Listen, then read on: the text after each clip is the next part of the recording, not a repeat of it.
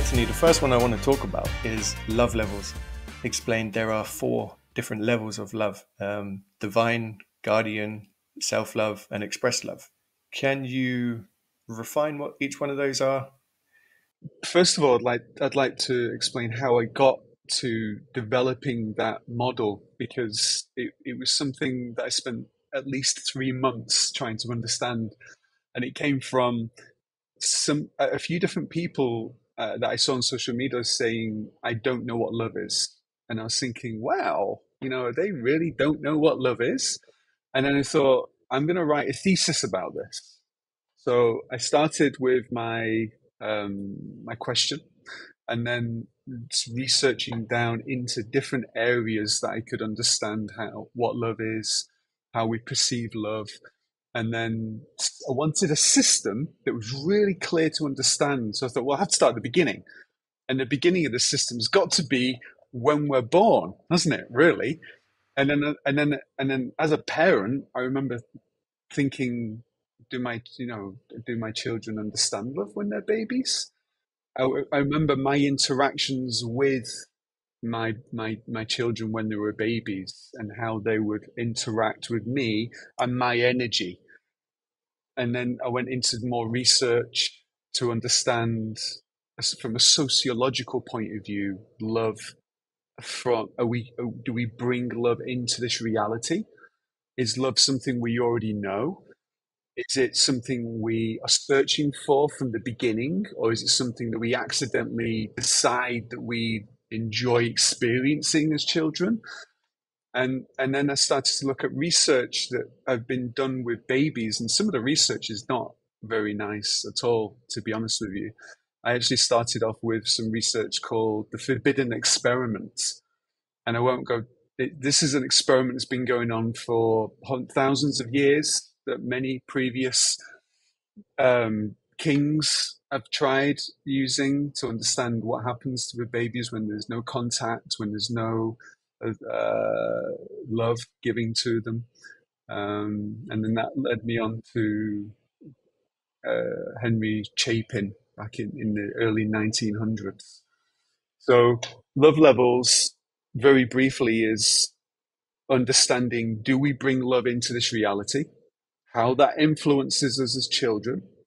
And then the next part of the love level is the influence from our guardians and how that affects the love that we've brought into this reality. And then from then the next stage is our internal love, which has either been supported from the love that we brought into this reality, how our parents and our guardians have influenced it. And then we have our self love. And then from there, it's our expressed love, sorry, how we interact with our friends, our family, our relationships. Ah, wow. That is fascinating. Even though I got that point from reading your book, hearing you explain it hits home a lot better, to really define those different levels, almost like a roadmap. Each one has to be put in place before the other one. Right, right, exactly. Perfectly said. So you come into this reality. In the book, I have categorically proven that we come in knowing what love is. Okay. So we know there's proof there, there's evidence. And then how our parents then are either going to support the love we already know, or they diminish that love, and then that affects our self-love, our confidence, our self-esteem, and then that in turn affects the way that reality programs us as individuals. Because if our guardian love is lacking, we are more inclined to have lower self-confidence, low self-esteem. And then when we express love, we are more inclined to create drama around our deepest needs that have not been satisfied as when we were children. So if you have a relationship with somebody that's lacking in confidence and self-esteem, categorically, as somebody that works with people and has done for 17 years, I can tell you that it is from the earliest age in their life when their parents were interacting with them. So it's either from trauma or from neglect that's affected their confidence or self-esteem. Wow, that is phenomenal. And I know from just talking to random people on the streets and things like that who you meet in your daily life is that if they don't outwardly express love, it always seems to stem to a childhood problem, or it's like the cliche, oh, it's childhood issues. But for you to have that roadmap makes it so much more defined and clearer. It's not just, oh, it's the past, I can't do anything about it. Right. So, and this is where the responsibility comes in as well. So, if we don't take responsibility as individuals for how we feel, that means we're constantly blaming the environment and the people in it. And we then are not, we're stuck in a cycle of why did that happen to me? Why did they treat me that way? And we don't grow from and use it as a lesson to move forward and grow. So the responsibility aspect of our childhood is not just about us as victims or us as persecutors. You know, it has to be a more of a holistic view of what we go through in life. So, to move closer into the book, you again talk about the Romanian baby problem. What you were stating in the book, how I took it, was that babies without love and affection from a guardian, caregiver, parent go on to then suffer and could potentially die from unknown causes from that lack of connection. Did I get that part right? Right. Well, if we go back to David Chapin, that was what his statistics understood that. So in Philadelphia in the early 1900s, there was one institution specifically, which was the Philadelphia Institution, and 100% of babies or infants from the age of yeah, 1 to 0 to 2 years old died in that institution. And Wow. it wasn't, and oh yeah, 100%. So if we went in, it was guaranteed it was going to die. Um, so we know that a lack of affection to babies is, absolutely critical. It destroys a baby's ability to want to connect. It turns itself off. I mean, that's a very clear outline that love is something that we know. So then, if we move into the 1980s, the closest sociological observation was in Romania, and how so we move away from the dying aspect. How does a lack of love affect our physical body? And these Romanian children, due to a lack of affection and love, they were physically not developing in line with normal development. Their brain wasn't developing. The size of their heads was smaller. That's incredible. If I remember right, you later then said in that same chapter that once they were received love, affection from people, they would catch up. That's right. So it was some American four American professors went over to start some experiments because they had a baseline which was really bad. It wasn't something that they had created, so they could step in and measure the progress from where it was as a natural state, and then increase the affection and increase the amount of social interaction that and watch and measure how that would influence these children, and it was astounding. So babies have, or everyone, but babies to start with, have an inclination for affection. They're born with love in them. Absolutely, it's categorical. And when I read the introduction to the book before I fully read the book, I was coming from a skeptical mind, thinking, well, that can't be true. Surely they're not born with love. Right, absolutely, absolutely. And I would have agreed with you as well if it wasn't for the evidence that I'd collected. If it probably actually having children has also helped me understand, because the way you treat babies, they do understand, and it is uncomprehendable how they do that. But then there's research now to prove that our heart is pulsing energy out from the body, and it is now proven with MRIs how that this energy is moving up to 3 feet from the body. Okay. So the heart, it pumps, and that's the function. But how does it pump? What's the reason behind it? So there's some cells that spontaneously create a spark of energy that shocks the heart into, and it's called the SA node. So our heart is using energy like a small battery. And if it breaks, what happens? We have a pacemaker fitted, which is a battery, which does what this group of cells would do. So the heart is run by a battery, and the brain is also run by electrical current that is moving from one synapses to another. So we are constantly emitting EMFs, electrical magnetic frequencies, and now they can be measured with an MRI. Even more exciting is they can tell what emotion somebody is experiencing whilst measuring this frequency from the body.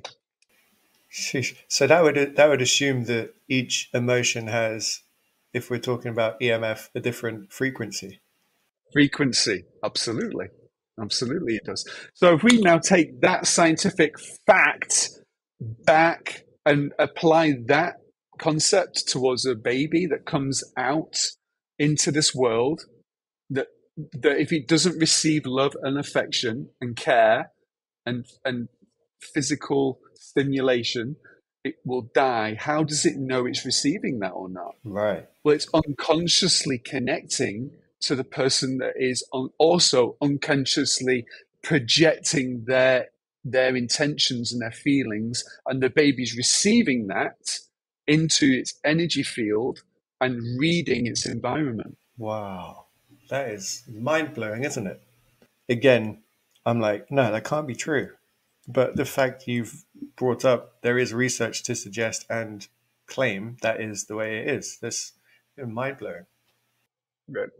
There is many fields that are proving energy, and it isn't just, I mean, if we look at botany, we look at neurology, we can look at psychology. They're all proving different aspects of the same function of consciousness, exactly the same, but different types of science are now supporting this one conclusion, which is we have a consciousness which is expanding, we're emitting it. We are part of a greater consciousness, which is also receiving and transmitting information, and that is proved with epigenetics. So again, we're looking at science proving consciousness, and that's in my first book, Mind Bending Beliefs. So I wrote that 2 years ago, and then when I started looking at love, I didn't identify love as part of consciousness at all. It didn't even cross my mind to think consciousness had an emotion linked to it. And if you look at consciousness from an expanding point of view, when we're in a place of love, how do we react? We are thoughtful, we're considerate, we are compassionate, we are growing as individuals, we want to be around more positive frequencies. So if love is the primal function of consciousness, and we take that back to the babies back in the 1940s, they've come from a larger consciousness. They are in physical form. If they don't receive what it is that they're used to receiving, they unconsciously will, this isn't right. This is too different from what I'm used to receiving. Therefore, I'm going to switch myself off. That's incredible. And then that would assume that every animal and every maybe plant living organism would have a similar thing. Bingo. So it's a really interesting point. And if you look on YouTube, you can see animals acting from a higher level of consciousness. Let me explain that. If a dog runs into a burning building to pull a baby out of the building, that is a higher level of consciousness. If a cat is using its paw to stop a toddler from moving down the stairs, falling down the stairs, that's a higher level of consciousness. Sure. So we've now established factually babies and us humans, animals, plants have a frequency that we emit and can receive non-verbally.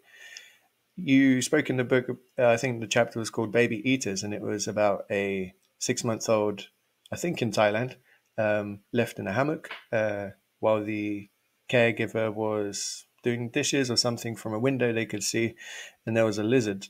Right. So, so when my client spoke to me about this one occasion, when he explained, he left the baby with his mother, the mother-in-law, and when they came back, the mother-in-law said that she'd left the baby in a hammock asleep while she was in the kitchen. And she explained that a lizard had come to the hammock wanting to explore, and that the baby woke up and started screaming hysterically, enough for the mother-in-law to leave the house and scare the lizard away. And you could just say that's a coincidence, but as you've just stated, it's probably a lot more factually true that he sensed a different frequency. Right, exactly. So yeah, I think the baby was a female. So the young baby would have been unconsciously feeling the environment the same way it would, understanding whether it's been loved and cared for and nurtured, and sensed there was danger, because apparently there was no way for this baby to see over the hammock. So it was all done through ESP. Yeah. Wow. And then to take that into, or maybe delve back a little bit into the four levels of love. If someone hasn't had the best upbringing, they've had a generation before them that didn't express the right love, how can this person find their self love and then go about creating a positive, expressed love towards their others? Okay, that's a really deep question. Let me grasp on that. First of all, I would like to start with a different model that I use, which is in my new book, which has been published now, Mind Your Mood. And this model is a reflection of our emotions and how there is no right or wrong. So we have to, as a philosopher, I have to work from, well, I do work from that premise. Because if we start saying there's right and there's wrong in this world, then we start saying, well, what emotions are incorrect? And there isn't an incorrect emotion to experience. It's just all emotion. So I would prefer to look at emotion from a lower level of consciousness and a higher level of consciousness. So when we act out, or we're stressed, or we are ill, we have a lower level of consciousness. We deal with ourselves. When our consciousness is high, we have an ability to understand other people greater and share our love and our compassion. So taking that concept into childhood, if we have parents that treat us from a lower level of consciousness because that is how they were treated, it's their responsibility to become the observer of their behavior and their conditioning from their parents. Now, if that person doesn't take that responsibility, for whatever reason, they will pass it on to their children. And then it's that generation's responsibility to wake up to the conditioning. So at that point, if that new parent then wakes up to the condition and says, this is how my mother treated me, this is not sustainable, I don't feel good, it's not good for my environment, they just raise their level of consciousness. Now, is that right?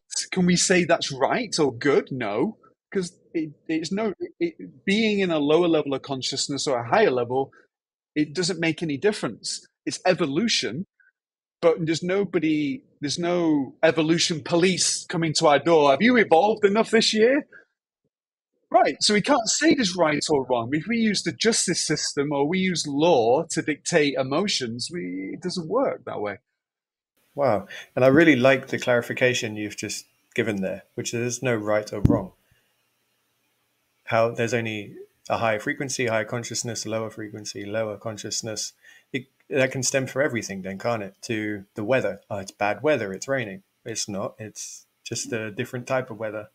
Right, exactly. in that way, we get to reframe the world around us, and we get to not be at the how can I put this now? Are you affected by the world, or are you acting within the world? Are you responsible for yourself? Or are you not taking responsibility and saying it's the world's fault that I'm experiencing what I'm experiencing?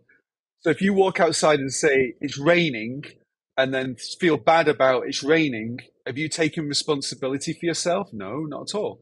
So if you've had a bad childhood and you've experienced neglect or trauma, you can sit back and say that was wrong and I shouldn't have been treated that way, or we can grow from it and we can then own the emotion that was given to us, and then we can heal it or not. And there's no right or wrong. There's no good or bad. There just is this process of evolving and expanding our consciousness or not, and just living at the mercy of our conditioning.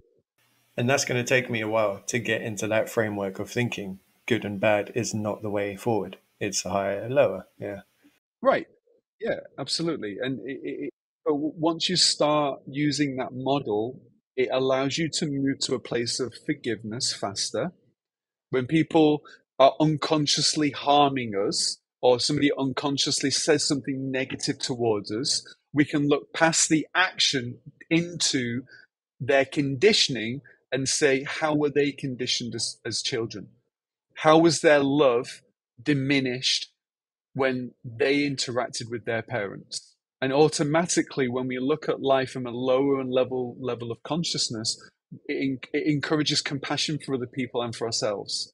I was going to say, like, just to sum up what you're saying there, because it's really powerful, that you shouldn't really react to the world, but instead take responsibility for the actions you can and give empathy and love towards those that have harmed you to stop that cycle from repeating itself. Right. I did not have a pleasant childhood. Okay. So when I speak of we search for forgiveness and we have to heal, and if people are listening to this thinking, oh well, he's not experienced, I did experience. Okay. So I did have to heal and I did have to forgive, and that healing process is will change your life. But I also remember a part of that process where I didn't want to heal and didn't want to forgive either. And it traps us in this negativity, and it's really hard to invite more love and passion into our life when we're still holding on to the past and blaming our environment for the way we feel. And but when we step out of that and look back into the past and say, well, that was an experience, and yet do I need to carry it with me, or can I put it down? Or should I carry it a little bit longer and then put it down? Or just carry it with me for the rest of my life? That's a choice too, right? Yeah, right, right. And neither one is as good or bad as the other. It's what would you would want it to be. Right, Yeah. right. So we've spoken about the babies and how they need affection in order to gain the higher levels of consciousness and love that they require to grow and prosper.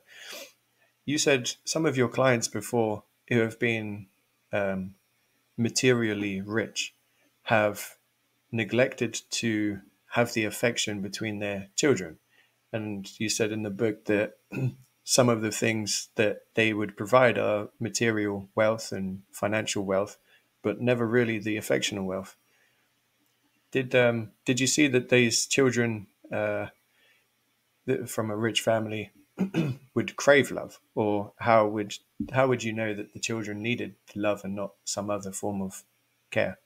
I've been lucky enough to be in the environment of um, individuals that I've raised to stardom and observed family dynamics. And I've also I've also been in environments where I've witnessed children that are from um, homes where it's a daily survival.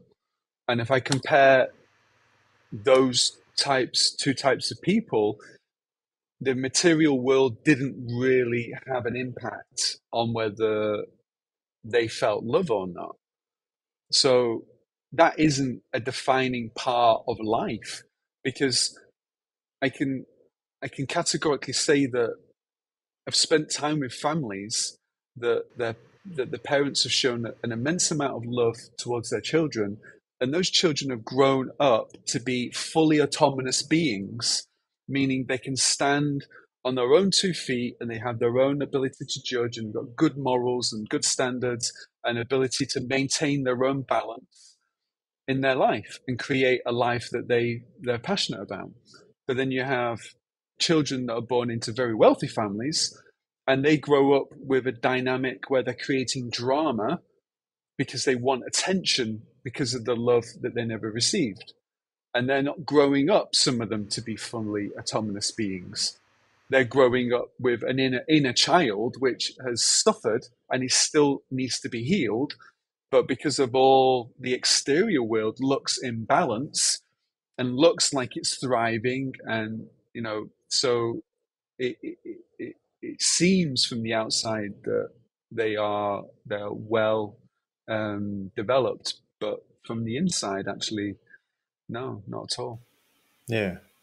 Wow. Yeah, that makes sense. That makes sense on a personal level as well. Some people I spoke to have had the unfortunate event of suicide in their family or friends. And most of the time, the common denominator is everyone will say that we just didn't know. On the outside, they were fine. But it gives a good, a new avenue to look at these sort of situations, how someone could affect or be affected internally, not just because they don't have enough money to feed the family, or if they do, it might be more inner work that has led to those sort of situations. Well, over the 17 years I've been working one to one with my clients, I can categorically say the primal drive behind every phobia, fear, limiting belief that you will have, everybody, all of us will ever experience, is from a place of lack of love. So, as parents of children, that is the primal responsibility. The innocence of our children and the love that we share with our children beyond anything that's external, like, holidays, cars, clothes, that can change at a moment's notice. But once we develop a baby's love, um, we have been developed from our guardian love. When we go into self love, that's so strong. We can make whatever we want to make of ourselves in this life. So the real make or break of our reality has to be the second level, which is guardian love. Yeah. So I'll ask you this one question: have you ever seen somebody crawling down the street on their arm, saying, "I just didn't have the confidence to learn how to walk"? No, of course not. Of course not. Everybody learns how to walk, because if we see, as we grow as children, if we see everybody walking efficiently, what happens? We walk efficiently. And it's the same with love. If we shown love, as if we as parents take responsibility and make that the primal concern along with our children's innocence, to make sure they're loved, they will learn how to love effectively. And that's going to change civilization, society in a big way. Wow. So we've summed up really what a lack of love does in both a child's, baby's, and adult love. I think a chapter after that was talking about the rat drug addict. Yeah, Rat Park. It was an experiment to understand addiction initially. They wanted to understand what if a mouse would keep on going back to the drugs, and whether it would kill itself like some human beings do. Now, there is a quite a big factor that we can't truly understand through that experiment, which is the need to find purpose in life. However, there is other experiments to prove that mice also need purpose in their life, in their little ecosystems. So they have a hierarchy within as well. So what was lacking in that experiment was the mice ability to be able to relax and have fun. So when they changed the circumstance and put them in a park where they could, it was colorful and there was more space, they found that the mice didn't go back to the drugs because they didn't want to escape. And it's basically what we do as human beings. If we don't connect to something, so if we don't connect to somebody, then we want to disconnect. And if I would apply some of my knowledge towards the disconnect, people when people that take drugs to totally disconnect are actually connecting to something because their consciousness is expanding back into the original consciousness.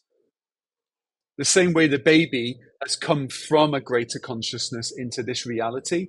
And if it doesn't feel that love, it will turn itself off. That is essentially what I feel from a philosopher's point of view, is that when people do disconnect from each other, the drugs actually helps them to connect to that higher level of consciousness. Oh, okay. Yes, it does make sense. Would that be based on the premise that there's like an afterlife or a before life? I think you said somewhere in the book there's a greater consciousness we come from or go to. Let's stick with the science. So if we look at epigenetics, Dr. Bruce Lipton has been looking at cells and how cells work. Now, if we go back to the 80s, what was the brain of the cell when you learn how cells function? Do you remember the brain of the cell? The brain of the cell is the nucleus, if I remember right. Right, exactly. Right, exactly. So only this last 15 years we're able to take the nucleus out of a cell. So if you put a cell inside a petri dish without the nucleus, you would expect it to do nothing, right? Yeah, Right. So when they put food in the same petri dish, what do you think happened to the cell? It gravitated over to the food. So science has had an understanding that the nucleus was the brain of the cell, and it's not the brain of the cell. Actually, the skin of the cell has a consciousness and understands what environment it's in. So they took the same cell and put it into a petri dish with toxins. What do you think the cell did? based That's on what right. you said, go away Went from the away from the toxins. toxins. So now let's go a step further. They put that cell into a petri dish that could make bone, and it made bone without the nucleus. Wow. So it's a combination of its parts, not one part in particular. Well, it's a combination of energy and receiving information from something greater than itself. So there was a woman that had a heart transplant from a woman that had a heart transplant, and she started having cravings for a particular type of crisp, and she started to have a fascination for motorcycles. And when she found out about the donor, he was a motorcycle enthusiast, and he loved those particular types of crisps. Wow. That's too hard. That's too far to believe, Right, but it must be right. Yeah, right. must be true. But it's documented. It's not just once. This has been documented different ways. So we can use science to prove that we are a consciousness, but it also proves that we are part of a greater consciousness. I don't go there. I don't give it a name. I know it has functions because they're proven through science. And I also know that it is from a place of love, and that as human beings, when we're in a frequency of love, we grow and it's sustainable. That's fact. When we're in a frequency of fear, which comes hate, jealousy, envy, resentment, control, we get ill, we contract from society, we become cellular rather than part of the oneness, it's not sustainable because it deconstructs the body and the Mm, mind. right. So, so the greater consciousness that we are in is communicating with our consciousness. And when we vibrate our frequency through love, into love, we grow, we evolve, we are healthy. The body has less disease, less illness. What happens when we're stressed? What happens when we worry? We get ill, we deteriorate, we get overwhelmed, we get angry easier, our communication fails between, that creates resentments. It's not sustainable. No. Sheesh. It's mind blowing, really, isn't it? It Right. is mind blowing for someone like myself who has just been fed information from uh, unreliable sources like the media, social media, and other uh, different people. To hear this is truly mind blowing. The epigenetics, how a cell can have different energy transferred to it without its nucleus or its brain. Yeah, mind blowing, mind blowing. Yeah. And this is just, we can look at different types of science. I mean, this is epigenetics. We can look at neurology, we can look at hydrology, we can look at so many botany. We can then use these same functions and look at plants and how they communicate and how they grow. Um, there's many fascinating scientists out there that are really, they're sticking to their guns no matter how they're being treated by everyday science. Because now we're talking about fringe science now, and those on the border of fringe science are always at the mercy of dogma, Of scrutiny, right? outcast. Yeah, Yeah, they're the yeah. outcasts. Outcasts. But if you get all of them together and look at all their research and the message that's being said, it's identical.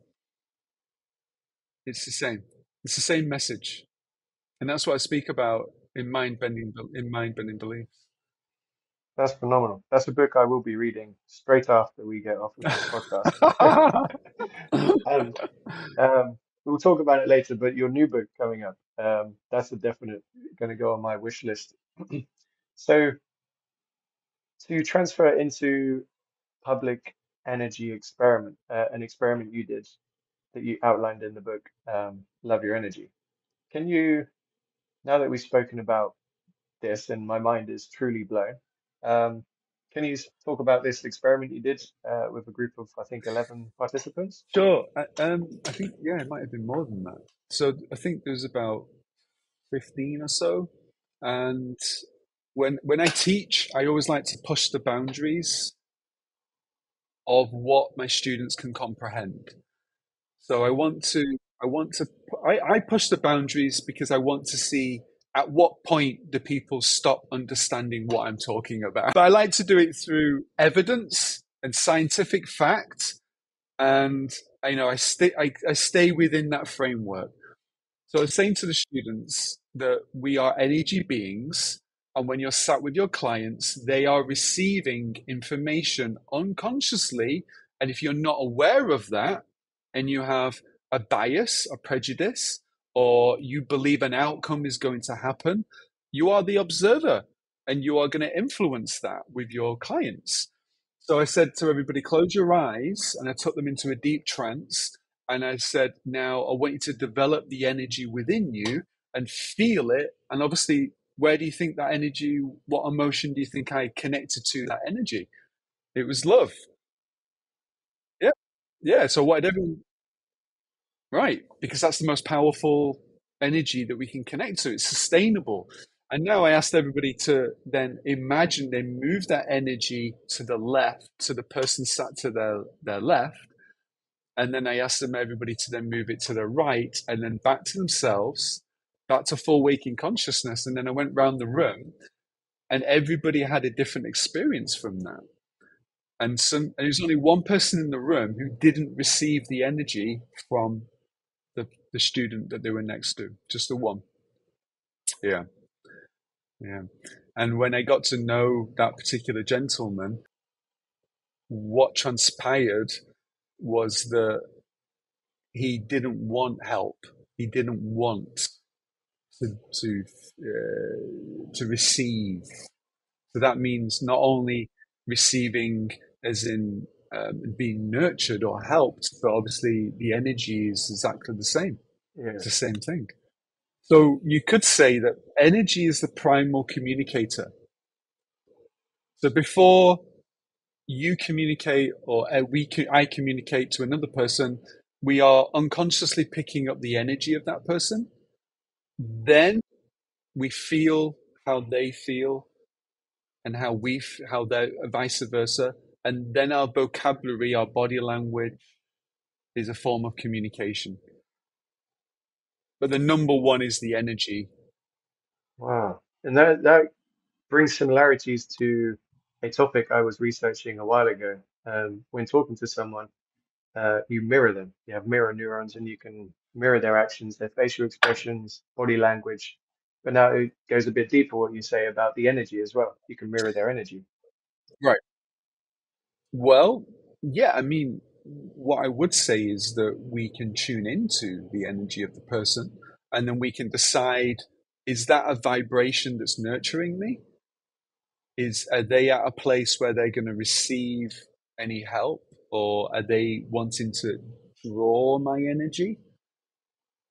And then you can make the boundary in your life, which is going to then help you feel more assertive in your communication. Ah, I see. So these people that you meet on a day-to-day or once in a lifetime opportunity are the vampires that seem to suck your energy. Going back to your Right. experiment, if that one gentleman closed off anyone else's energy, that would give us the ownership. We can handle these people when they come into our life, not to suck from our energy. Right. Or are you being manipulated? If you feel that you're being manipulated, then there's an energy that comes with that. How do you feel? And if we tune into that sensation, are we in danger? Are we in an environment we shouldn't be in? And this links very closely to intuition, because intuition is a feeling, it's a sensation. Yeah.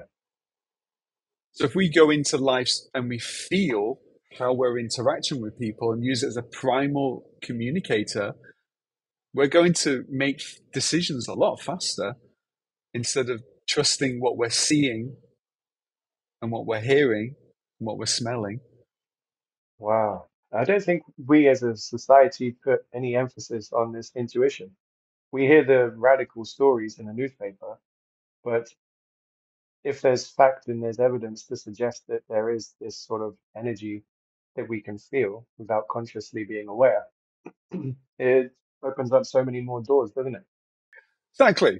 And if we hold in our mind constantly that love is the only sustainable emotion, and that we grow in a place of love, then it would give people that don't know how to connect to love, it would give them more responsibility to own their past and heal from that, rather than dragging people into their control dramas and using other people to play out their conditioning. But then we get back to the I call it an emotional ecosystem. So within the emotional ecosystem, there is no right or wrong. There can't be.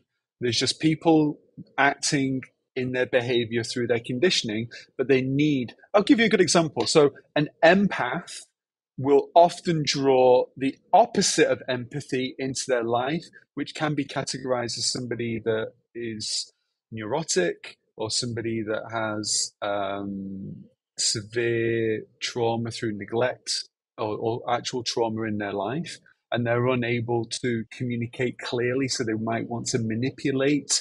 Now, an empath is searching to be in an environment where they can help other people and they can heal other people. So that's perfect, isn't it?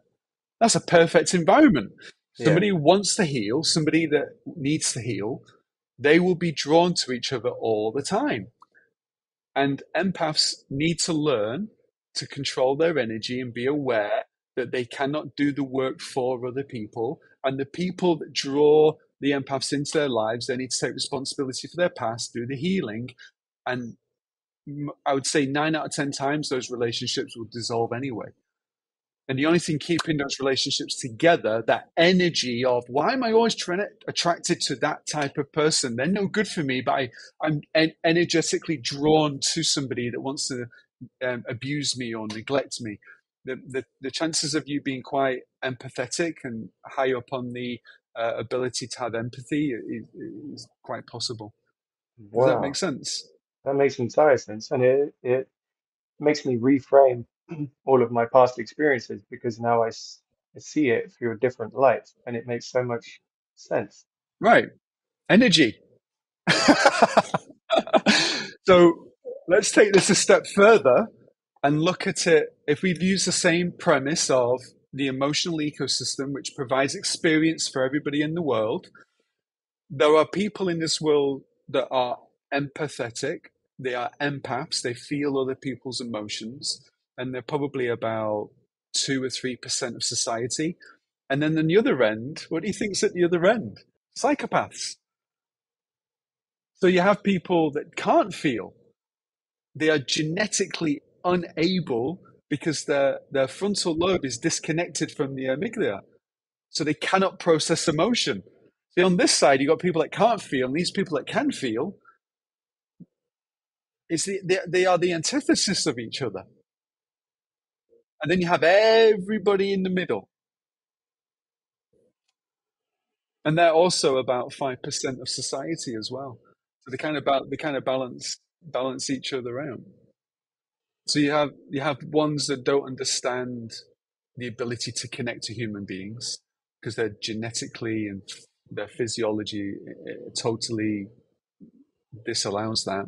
And then you've got the empaths that are totally feeling everything and everybody, and you know, having to understand their place in the world, and they're having to, because not all psychopaths are dangerous.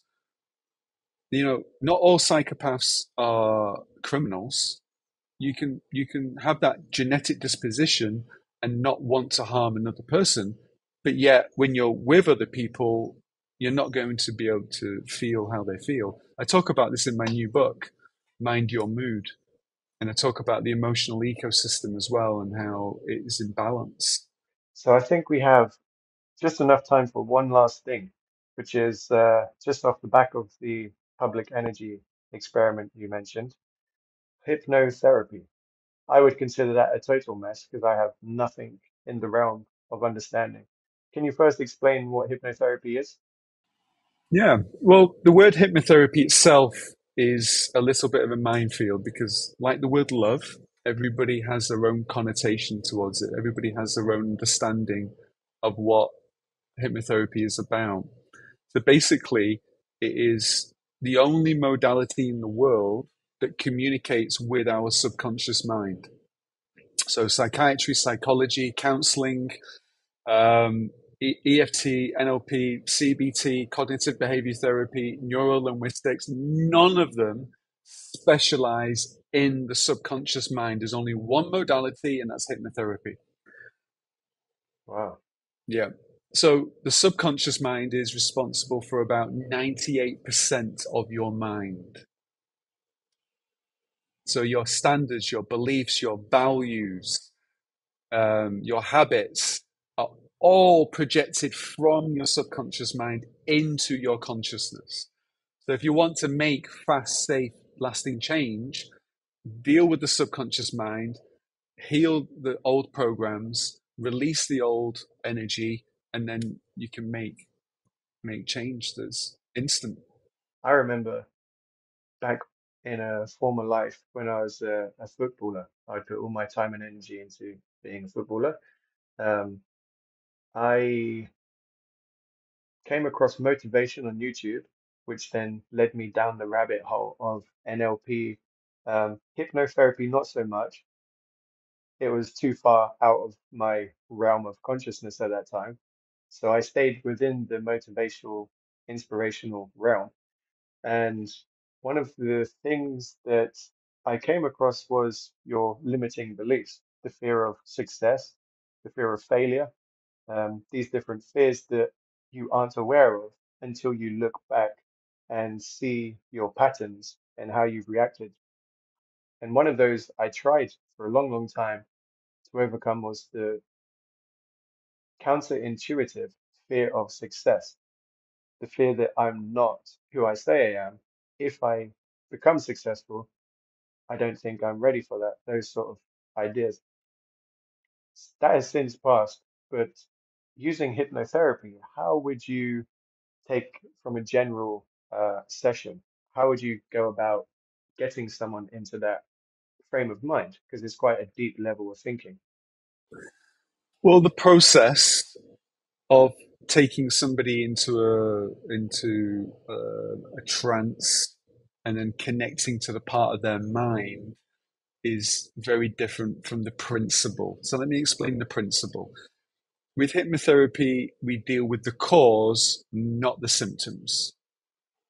So what you're talking about is the symptoms in your life. The cause was an event, a significant event, or a learned behavior that you experienced in your past. So as hypnotherapists, we just go straight to where it started. That Yeah, that which makes that sense. Yeah, right. Very much so. Very much so. Because you can talk about it until the cows come home. It's not going to change your subconscious beliefs. The only way to change your subconscious beliefs is to communicate with the subconscious mind. And basically, we do that through metaphors, through visualizations, feelings, dialogue. And then using all of that, we can then communicate, and it is a mind of its own. So we have to do it in a very special way. We don't communicate with the subconscious mind the same way you'd communicate with the conscious mind. The vocabulary, the terms that we use are completely different. Yeah. right, right. And this trance, it's not like the typical hypnotherapy or hypnotism that we've seen on entertainment shows where they're walking around a stage like a chicken. It's different to that, I'm assuming. Well, what what you're talking about is entertainment. So it is the same trance, however, the intention is different. So let me explain that for a minute. Okay, you and me and you we go to a hypnotist show. I'm not sure. I'm an introvert. Are you an introvert? Are you an you're an introvert? Right. Okay. So you and I we don't want to perform. Okay. But people that love singing and acting and karaoke, you know, they want to be on the stage. So you and I are at a hypnotist show, and the hypnotist points to us two and says, "Come and be part of the show." What's going to happen? No thanks. Right. Because he cannot engage our free will. So the two sat next to us are might be terrible at karaoke, might be terrible at acting, but they love entertaining. If they're in the right mood and the hypnotist asks them to be part of the show, what's going to happen? Oh, they're going to jump at it, aren't they? Right, right. So what have they done when they now? Did they know what to expect when they go onto the stage? Of course they do, because everybody in the audience knows they're at a hypnotist show. They know it's for entertainment. They know they're going to be made to do things that are going to be quite strange and abstract, like chasing their left leg or cooking like a chicken or whatever. But they're open to that, and they've given their free will because they walked with their own consciousness onto the stage and sat down. Ah, I see. That's the difference. So when people come to see me, they come with their own free will, and I use their intentions to want to make permanent, lasting change. And the same can be said. The same can be said if I was to drag somebody off the street and say, "Hey, you look like you could give up smoking, or you look a little bit overweight. Let me help you." What do you think the outcome of that would be? I don't think very good. Right, exactly. Right, because it's again. because it's against their free will. And they've not allowed you, they've not given you their intention. That's the difference. Does That's that make powerful. it is That powerful? that destigmatizes hypnotherapy for me. Yeah. Right. And it also empowers us to believe that we have intentions, and those intentions are from our mind, which is an energy, and our mind interacts with our brain, which is physical, and our physical body. So our intentions are very, very powerful. So we have to make sure they come from a place of love. Because if we show people intentions from a place that we manufacture, fear is manufactured, it's not real, only love is real. Compassion, freedom, joy, oneness, serenity, all those beautiful words are real. Everything that comes from fear, control, jealousy, envy, we create, we manufacture, and it's a choice. Every single minute of the day, we have a choice. Which side are we going to be on? Where is our intention for our moving us towards our purpose in life? Creating passion and enthusiasm comes from this side, from love only. And when we don't achieve, when we feel less than, when we have low confidence, when we have low self-esteem, we're on that side from Yeah. fear. And this is a really easy concept just to take away with you right now. And it's empowering. It's really easy to remember. Which side of the coin are you on? Just ask yourself, 24 hours in a day. Just sit and say to yourself, where am I right now? What am I connected to? Am I thriving? Am I growing? Am I enthusiastic? Am I passionate? So which side am I on? Well, I'm on this side. All right. Am I feel less than? Do I feel trapped? Do I feel like I'm being manipulated? Do I feel that I'm not growing? Which side are you on? I'm on this side. Wow. And just being mindful of it. The past few guests I've had have said the same thing, to be mindful of your situation.